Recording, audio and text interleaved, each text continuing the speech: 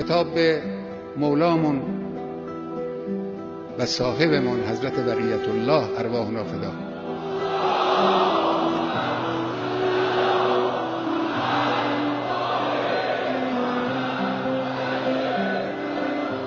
ای سید ما، ای مولای ما آنچه باید بکنیم انجام میدیم، آنچه باید گفت هم گفتیم و خواهیم گفت. من جان ناقابلی دارم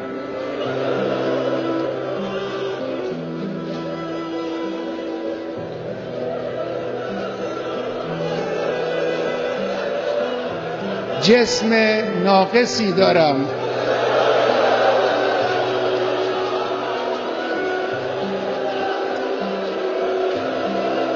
اندک آبرویی هم دارم که این را هم خود شما به ما دادید. همه اینها رو من کف دست گرفتم، در راه این انقلاب و در راه اسلام فدا خواهم کرد.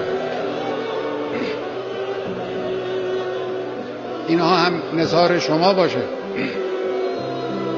سید ما، مولای ما، دعا کن برای ما.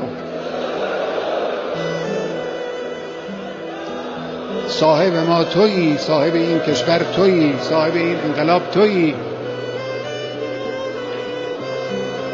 پشتیبان ما شما هستید. ما این راه رو ادامه خواهیم داد، با قدرت هم ادامه خواهیم داد. در این راه ما رو با دعای خود، با حمایت خود، با توجه خود پشتیبانی بفرما. بسم الله الرحمن الرحیم. اذا جاء نصر الله والفتح